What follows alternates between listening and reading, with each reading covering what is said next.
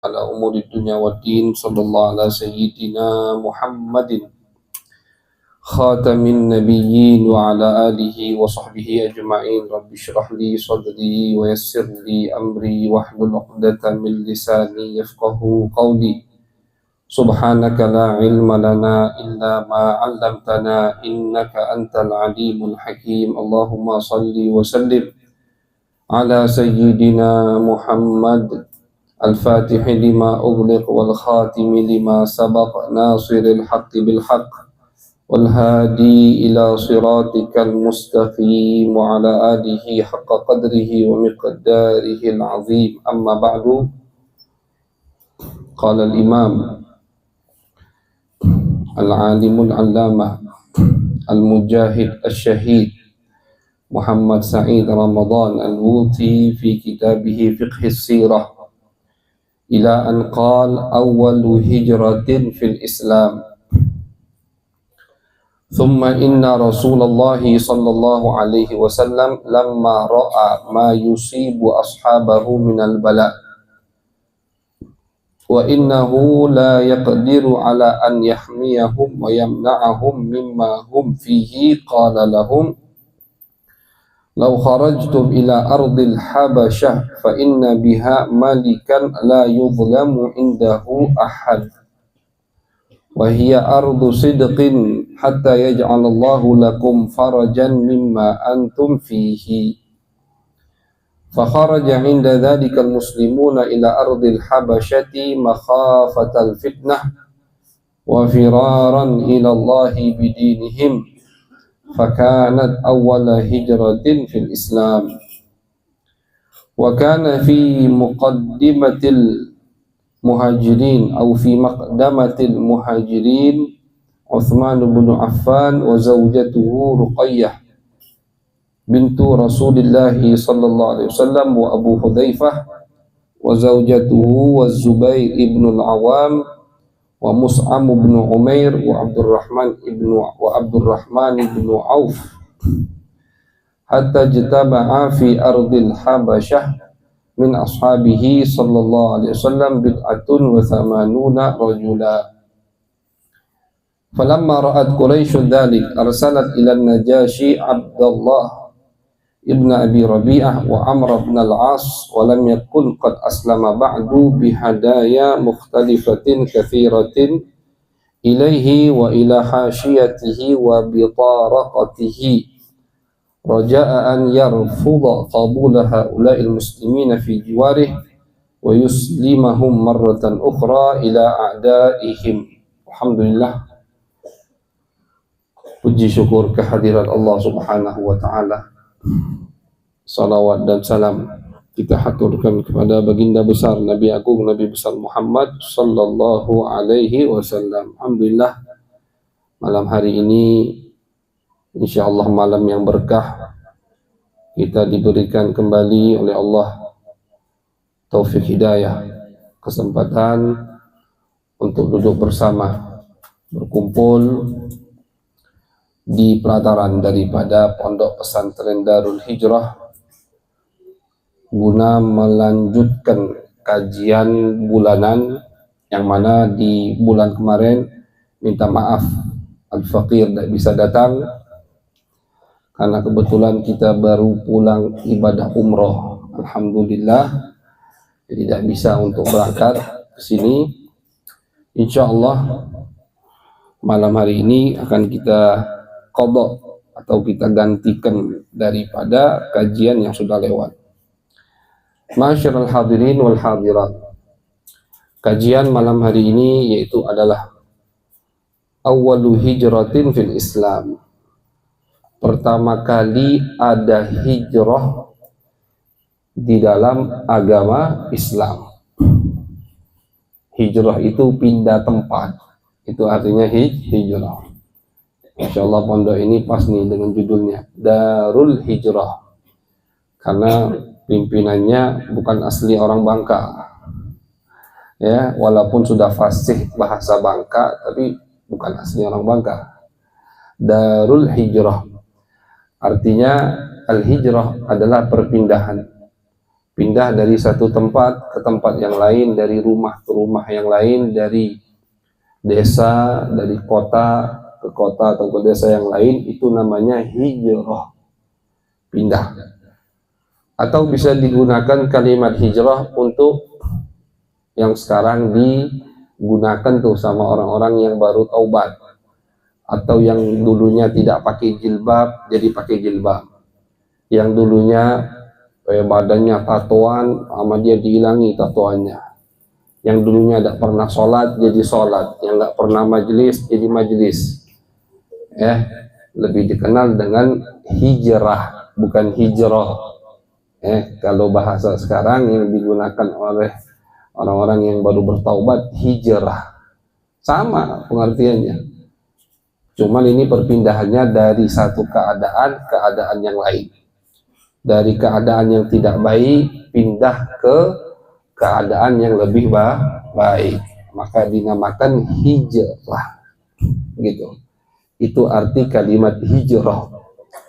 Hijrah ini pertama kali di agama Islam terjadi bukan hijrah ke kota Madinah. Kapan hijrah pertama kali ada di dalam agama Islam? Yaitu hijrah dari Makkah menuju Ardul Habasyah, menuju negeri Habasyah, atau sekarang lebih dikenal dengan Ethiopia, kalau salah ya, Ethiopia itu Afrika ya, itu dikenal dengan Habasyah. Itu pertama kali hijrah. Jadi kalau kita mengira hijrah Nabi Muhammad dari Makkah ke Madinah itu hijrah yang pertama di dalam agama Islam, kita salah. Karena sebelum itu ada 2 kali hijrah. Dari mana? Dari Makkah menuju kota negeri Habasyah atau Ethiopia, Afrika, di benua Afrika. Itu pertama kali terjadinya hijrah di dalam agama Islam. Cuman di dalam hijrah tersebut tidak ada atau tidak ikut hijrah Nabi besar Muhammad sallallahu alaihi wasallam.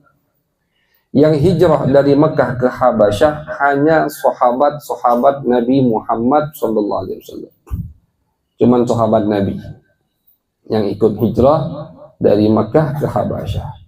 Kenapa mereka hijrah dari Mekah ke Habasyah? Disebutkan di sini oleh beliau, Nabi memerintahkan mereka hijrah ke Habasyah lima ra'a ma yusibu ashabahu minal bala, karena Nabi melihat, waduh, sahabat-sahabat beliau banyak diganggu, sahabat-sahabat Nabi banyak yang banyak yang terzalimi. Sahabat-sahabat Nabi, kita udah kita sebutkan cerita bagaimana satu keluarga disiksa. Ini Islamnya orang dulu. Kita sekarang baru dapat musibah sedikit sudah ngamuk-ngamuk. Baru ada sesuatu yang menyumbat atau yang membuat kita pusing sedikit sudah pusing kita, udah 7 keliling pusingnya. Padahal musibah yang Allah berikan kepada kita, alhamdulillah, bukan di dalam agama kita. Tapi mereka, sahabat Nabi, di awal-awal Islam, ketika mereka berada di kota Mekah, itu mereka diteror. Mereka itu satu keluarga. Ada satu keluarga yang bernama Yasir, istrinya Sumayyah, dan anak mereka yang bernama Ammar. 3 orang. Yasir bapak, Sumayyah ibu, anaknya namanya Ammar. Yang pertama kali masuk Islam anaknya Ammar. Akhirnya anaknya ini ngajak bapak dan ibunya untuk masuk Islam. Masuk mereka Islam. Terdengar kabar Islam mereka kepada Abu Jahal. Kebetulan ibunya Ammar ini yang bernama Sumayyah itu mantan budaknya Abu Jahal. Mantan hambanya Abu Jahal, cuma sudah dimerdekakan. Tetap kerjanya sama Abu Jahal, begitu. Jadi ketahuan disiksa sama Abu Jahal. 3-tiganya dijemur di padang pasir di bawah panasnya terik matahari kota Mekah, dijemur, tidak dikasih makan, tidak dikasih minum, dijemur, disiksa, dicambuk, dipanggang pakai itu pedang atau besi yang dipanasi, yang ditempelkan ke kulit mereka. Untuk apa? Untuk mereka mengucapkan kalimat murtad. Satu kalimat aja. Satu kalimat kalian ucapkan, kalian menyembah Allat wal Uzza, atau kalian mengatakan Muhammad itu pendusta, itu aku bebaskan. Satu kalimat yang diminta oleh Abu Jahal untuk mereka keluarkan dari mulut mereka, satu kalimat. Tapi mereka gigih dalam keimanan mereka sampai akhirnya Sumayyah radhiyallahu taala anha meninggal dunia karena siksaan tersebut. Jadi disiksanya itu sampai meninggal, ditusuk sama Abu Jahal. Bahkan maaf, diriwayatkan dalam riwayat Abu Jahal menusuknya dari farjinya, dari kemaluannya, saking kejinya Abu Jahal. Ini Sumayyah, suaminya disiksa sampai meninggal. Hanya anaknya yang bertahan, Ammar, bertahan dan hidup sampai setelah zaman Nabi Muhammad SAW. Itu siksaan. Nabi melihat, Nabi lebih tersiksa. Ini pengikut beliau, orang yang cinta kepada Nabi. Nabi lebih tersiksa. Sabran ya ala Yasir, fa inna mau'idakum al-jannah. Sabar ya, kata Nabi, wahai keluarga Yasir, sabar. Tempat kalian adalah surga, kata Nabi. Oke, kalau ditanya siapa orang yang pertama kali syahid di dalam agama Islam, ini dua suami istri ini. Pertama kali orang yang meninggal demi agama Islam. Dan masih banyak yang lain, Bilal, Amir bin Fahira, banyak yang lain disiksa. Nabi melihat, dan Nabi tidak bisa menjaga mereka, Nabi tidak bisa membantu mereka. Yang punya harta seperti Sayyidina Abu Bakar As-Siddiq ngebantu dengan membeli. Jadi rata-rata kan itu budak atau hamba sahaya, orang-orang yang tidak punya, dibeli sama Sayyidina Abu Bakar dari majikannya, kemudian dimerdekakan. Akhirnya Nabi punya inisiatif. Kata Nabi, bagaimana kalau kalian hijrah ke negeri Habasyah, karena sesungguhnya fa inna biha malikan la yuzlamu indahu ahad. Karena sesungguhnya, kata Nabi Muhammad, di sana ada raja yang tidak ada orang terzolimi ketika berlindung kepada raja tersebut. Raja Habasyah. Ini raja satu-satunya raja, atau bisa bukan satu-satunya, cuman raja yang terbesar, salah satu raja terbesar yang dikirimi surat nanti setelah Nabi di kota Madinah untuk masuk Islam. Dia menjawab panggilan Islam Nabi besar Muhammad sallallahu alaihi wasallam. Raja An-Najasyi Habasyah, raja dari negeri Ethiopia, namanya Ashimah, nama raja ini. Ya, dikirimlah sama Nabi Muhammad. Cuman Najasyi ini bukan sahabat, karena beliau tidak ketemu dengan Nabi Muhammad sallallahu alaihi wasallam, masuk Islam, baiat Nabi, dia balas surat ajakan dakwah Nabi Muhammad. Dia katakan di situ, ya Rasulullah, kalau antum perintahkan, aku akan jalan dengan kakiku ke kota Madinah. Aku akan tinggalkan kerajaanku ini. Kata Nabi, jangan. Berdirinya, mantapnya kamu di posisimu itu lebih bermanfaat. Jadi dilarang sama Nabi untuk hijrah ke Madinah. Nanti setelah berapa tahun ke depan, sampailah beliau wafat di zaman Nabi Muhammad SAW. Raja Najasyi itu wafatnya di zaman Nabi Muhammad SAW, dan ketika beliau wafat, Nabi kumpulkan sahabat. Kata Nabi, matal yaum rajulun salihun, hari ini meninggal orang laki-laki yang soleh, ayo kita solati. Nah, itulah dimasyru'kan sholat jenazah ghaib. Kan ada itu, sholat jenazah ghaib. Kita sholat jenazah, satu kali salam, satu kali takbir, kemudian 4 kali takbir dan 1 salam, tapi jenazahnya tidak ada di depan. Itu namanya sholat jenazah ghaib. Kita sholat jenazah, tapi depannya kosong, nggak ada jenazah. Mana jenazahnya? Di kota lain. Itu boleh. Di madhab Imam Asy-Syafi'i disunnahkan sholat jenazah ghaib. Jenazahnya nggak, tapi dengan satu syarat, jenazahnya di kota lain, bukan beda desa. Kalau beda desa nggak boleh. Desa misalkan ada jenazah di desa Puding, di desa Kayu Besi, sholat ghaib nggak boleh. Dekat, harus ke sana. Gitu. Tapi kalau beda kota, maka sunnah untuk sholat jenazah ghaib. Dengan syarat tadi beda kota dan dengan syarat mayitnya sudah dimandikan.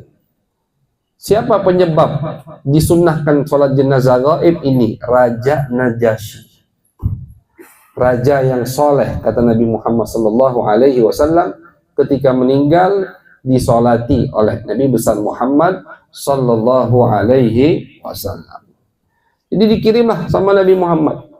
Sahabat-sahabat tadi, ayo siapa yang mau hijrah, kata Nabi, silakan kalian hijrah ke negeri Habasyah, karena sesungguhnya di sana ada raja yang sangat adil, sampai insya Allah nanti, kata Nabi, kita diberikan kemenangan oleh Allah Subhanahu wa Ta'ala. Fakanat awwala hijratin fil Islam. Inilah hijrah pertama di dalam agama Islam.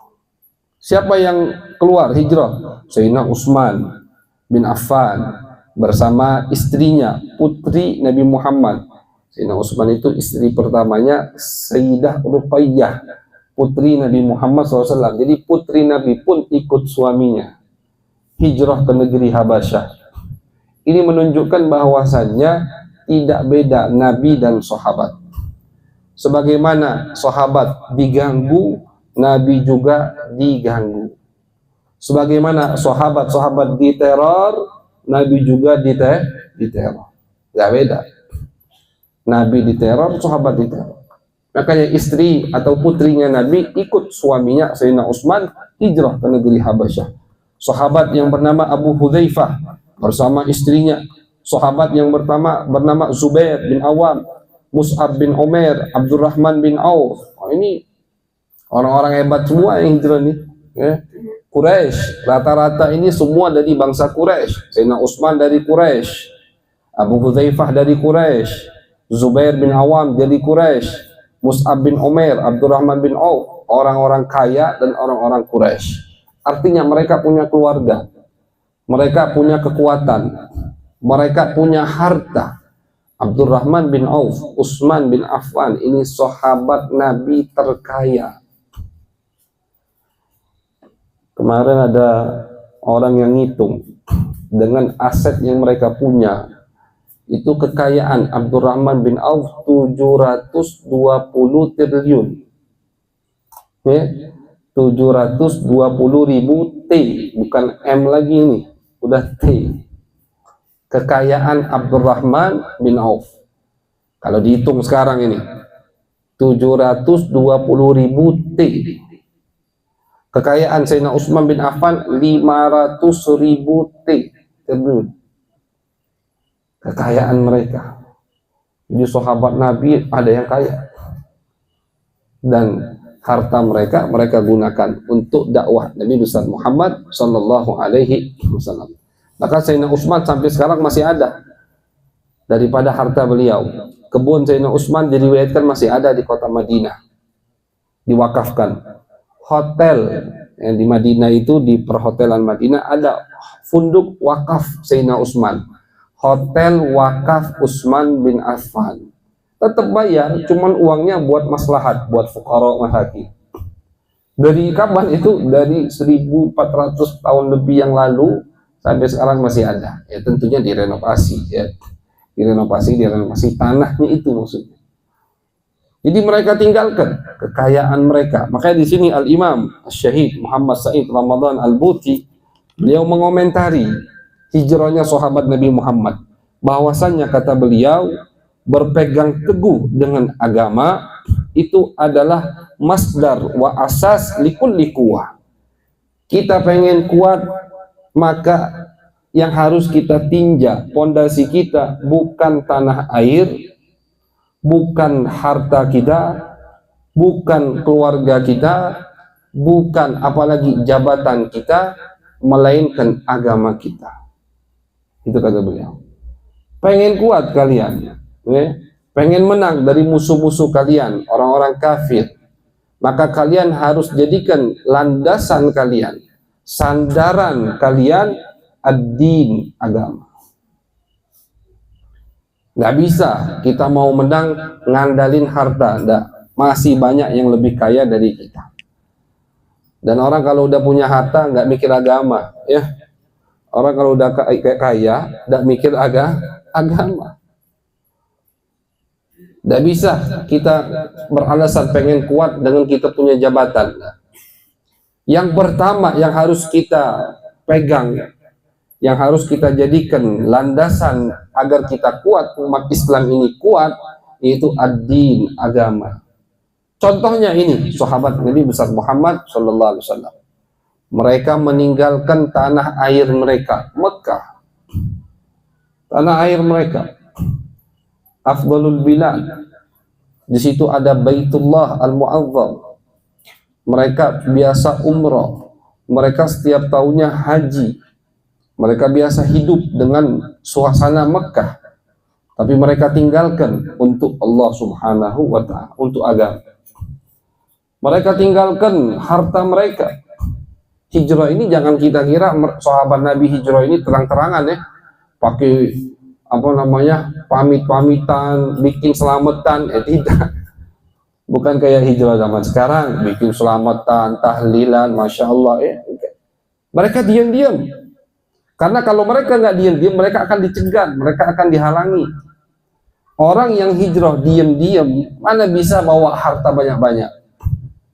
Yang mereka bawa sebutuhnya, yang mereka bawa sebisanya, harta mereka tinggalkan. Bahkan sama kasusnya ketika sahabat nanti hijrah ke kota Madinah, itu harta mereka tinggalkan. Abdurrahman bin Auf, orang yang kaya tadi, ditinggalkan hartanya. Bahkan diriwayatkan ketika Abdurrahman bin Auf sampai ke kota Madinah, Nabi saudarakan dia, ukhuwah. Nabi saudarakan dia dengan sahabat yang bernama Sa'ad bin Rabi, kaya juga. Kata Sa'ad, wahai Abdurrahman, kau mau rumah, pilihlah rumahku yang mana. Apa jawab Abdurrahman? Tidak. Tunjukkan kepadaku mana pasar. Abdurrahman bin Auf ini saking berkah tangannya, itu diriwayatkan umpama mau jual debu itu bisa dia jual. Debu, nggak ada yang mau beli debu kan gitu. Umpama debu beliau jual, debu di tangannya akan berubah menjadi uang. Saking apa? Saking berkah tangannya.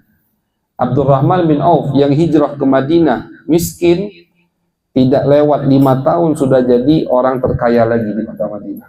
Abdurrahman bin Auf. Jadi mereka tinggalkan harta mereka untuk hijrah di jalan Allah Subhanahu wa Ta'ala. Itu makanya Al-Imam Asy-Syahid Muhammad Said Ramadan Al-Buti, beliau mengatakan bahwasannya pondasi kekuatan kita yaitu adalah agama, ma'asyiral hadirin.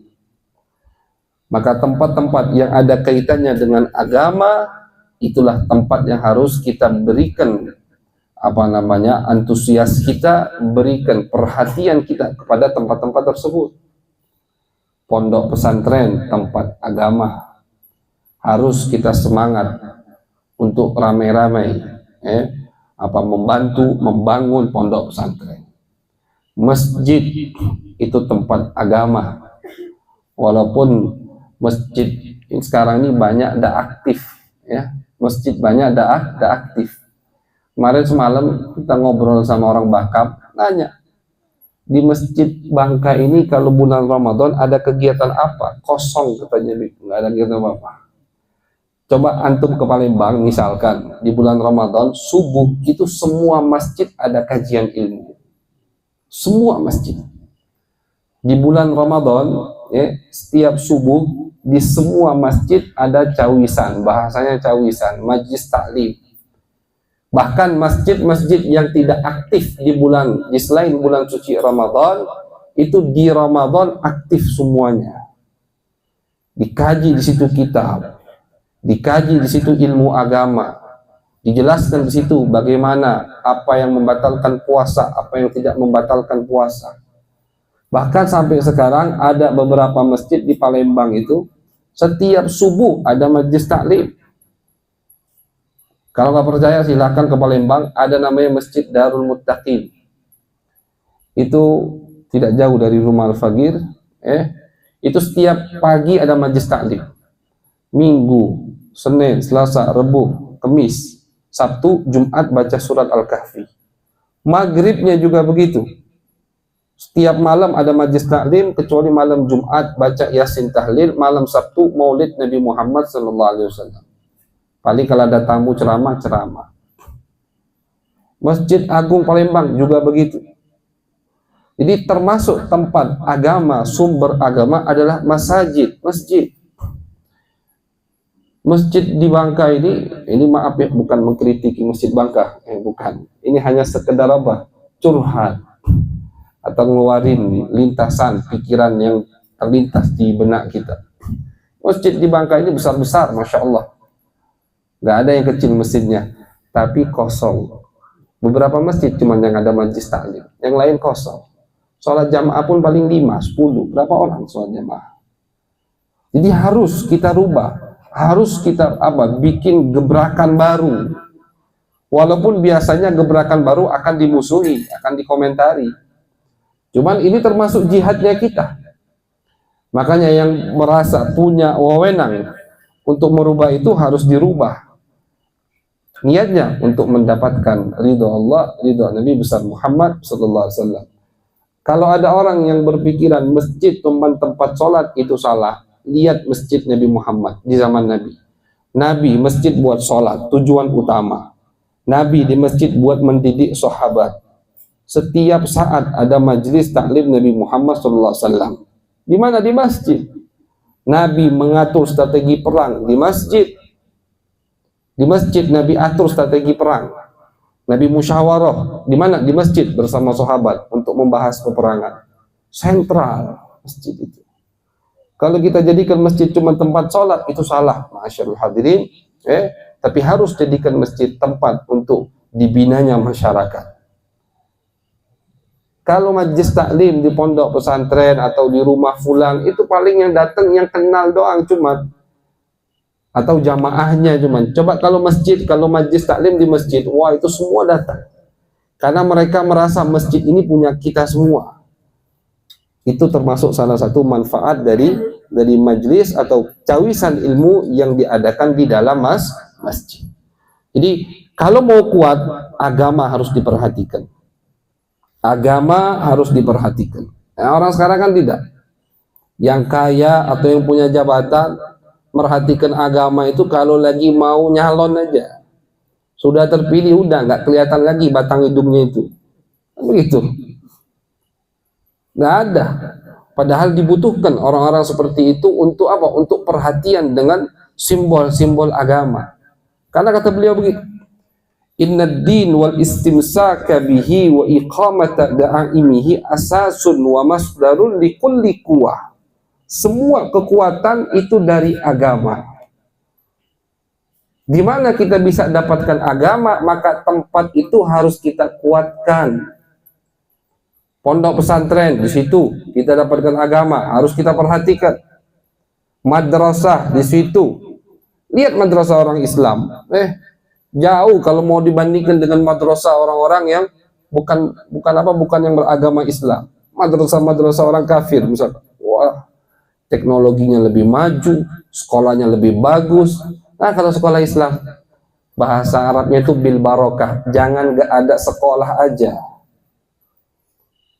Nggak diperhatikan, ya, nggak diperhatikan. Padahal itu adalah masdar likulli quwah. Pondok pesantren, madrasah, masjid-masjid, tempat-tempat perkumpulan baik, itulah masdar likulli quwah. Lihat sahabat Nabi besar Muhammad SAW.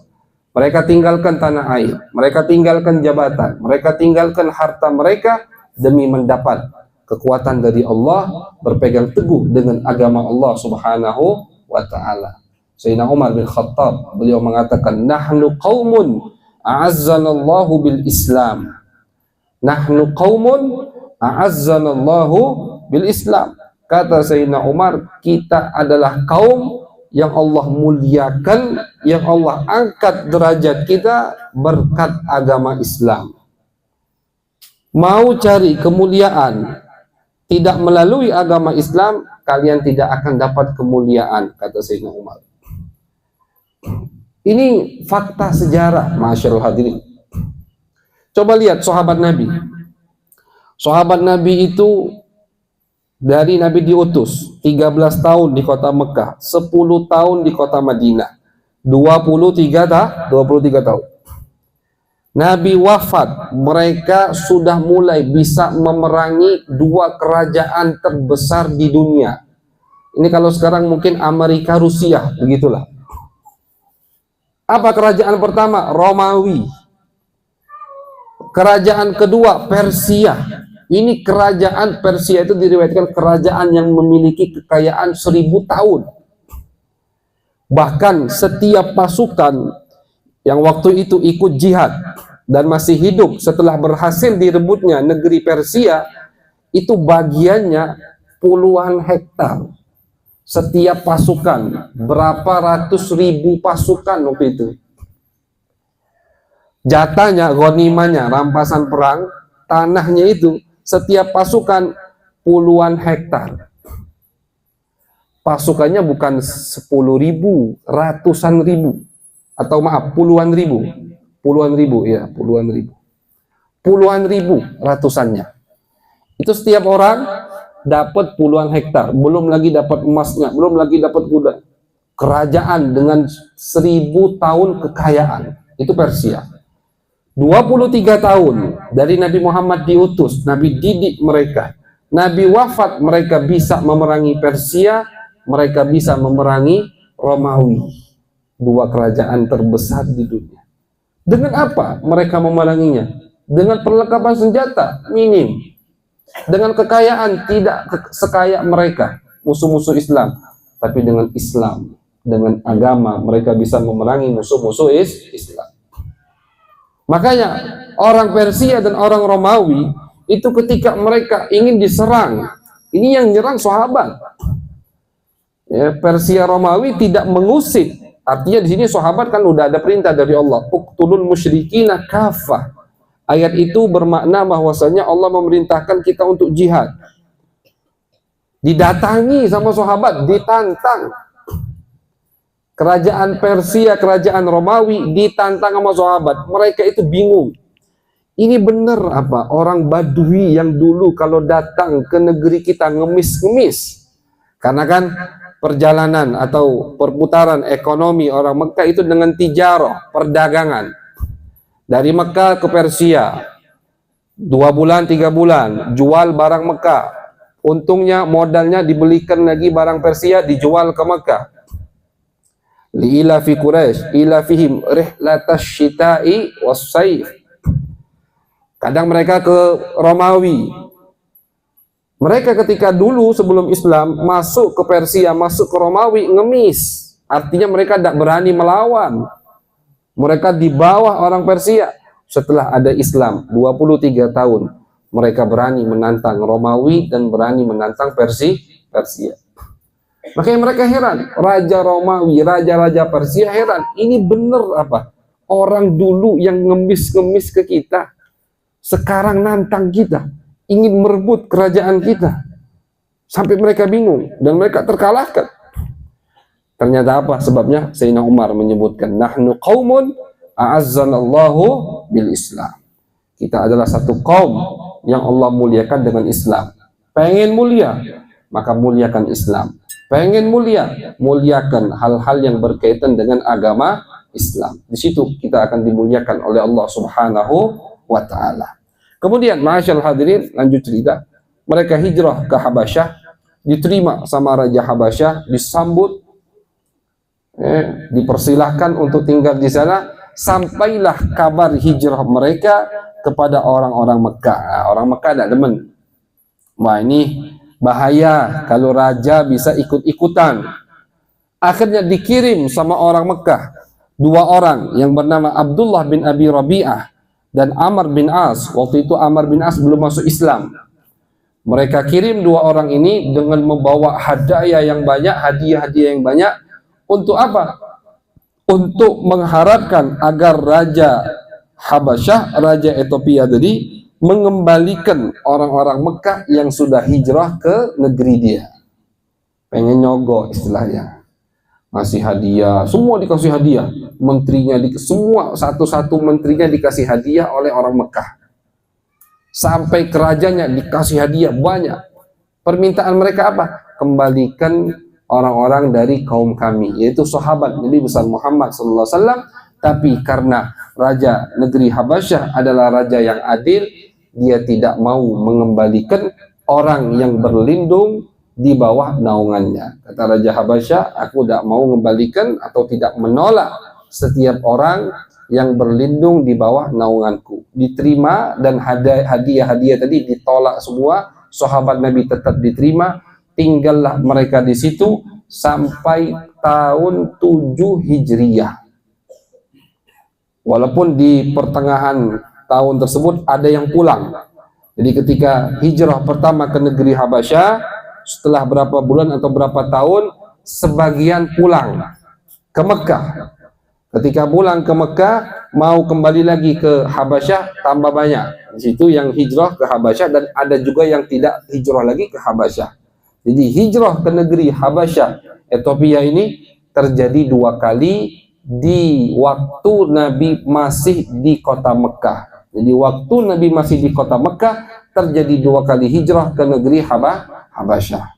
Yang pertama hijrah, kemudian setelah berapa bulan mereka dengar katanya orang-orang Mekah banyak yang masuk Islam. Senang mereka. Udah niat pulang kampung. Orang Mekah udah masuk Islam semua, aman kita.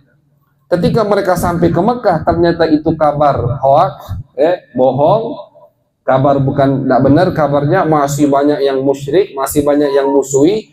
Akhirnya mereka niat kembali lagi ke negeri Habasyah dan mengajak beberapa orang lagi untuk pindah ke sana.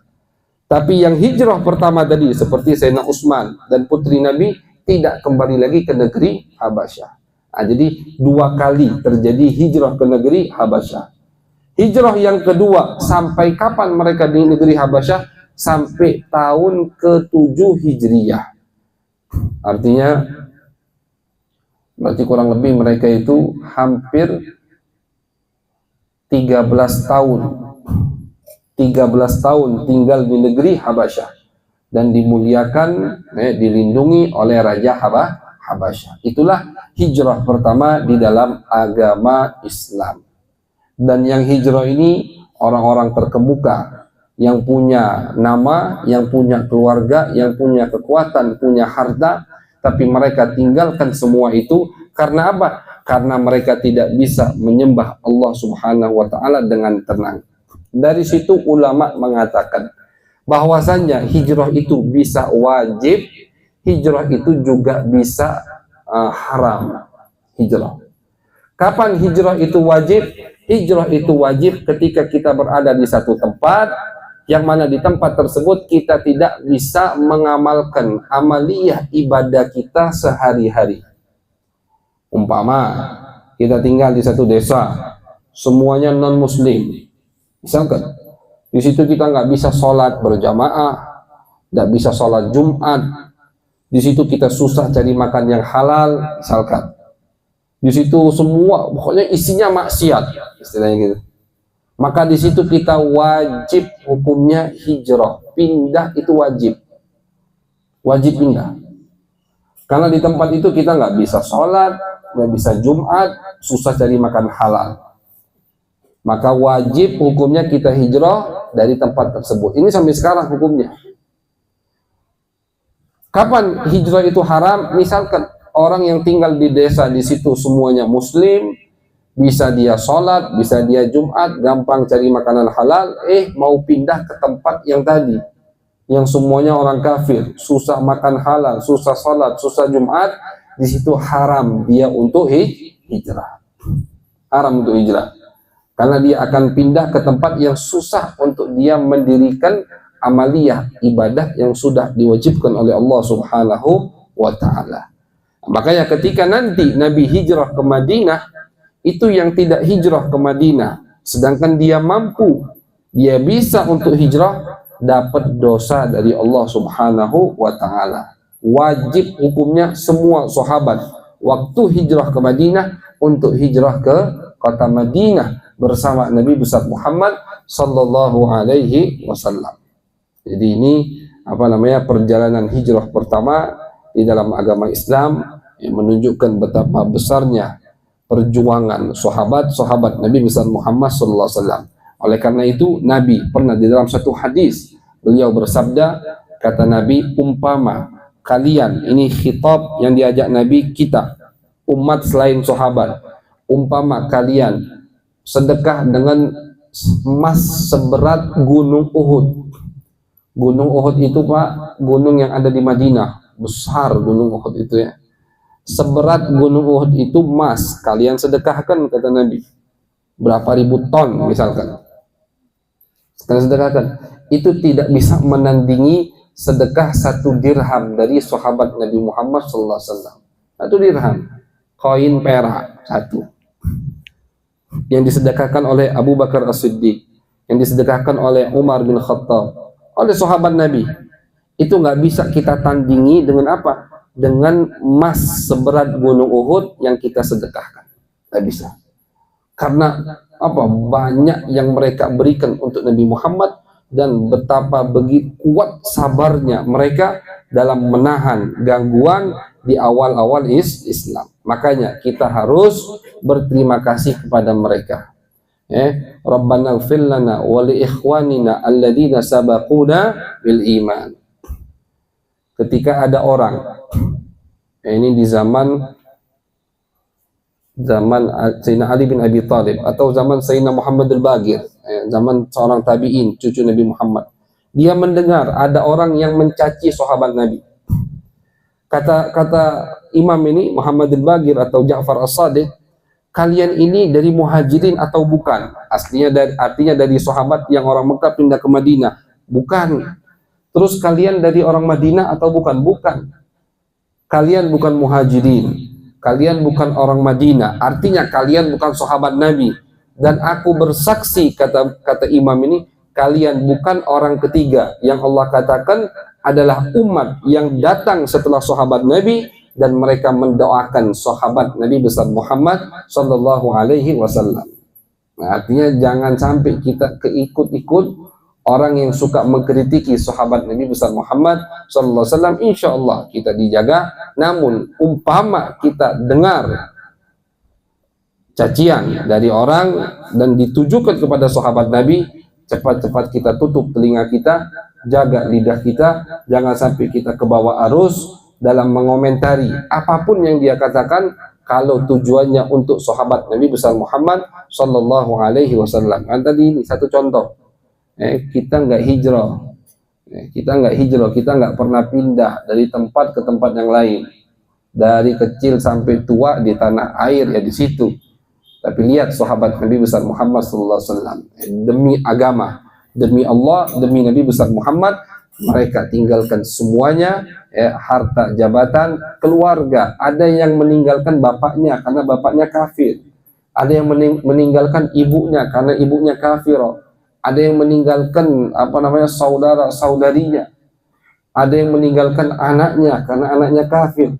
Mereka tinggalkan semua itu demi Allah, untuk Nabi besar Muhammad sallallahu alaihi wasallam. Jadi ketika kita baca sejarah ini, paling tidak kita tahu betapa hebatnya perjuangan sahabat Nabi besar Muhammad sallallahu alaihi wasallam.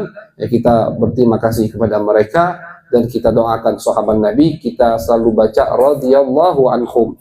Mudah-mudahan Allah memberikan keridhaan kepada mereka, dan mudah-mudahan Allah berikan kita semangat untuk sedikit meniru daripada perjuangan sahabat Nabi besar Muhammad SAW di dalam memperjuangkan agama Islam.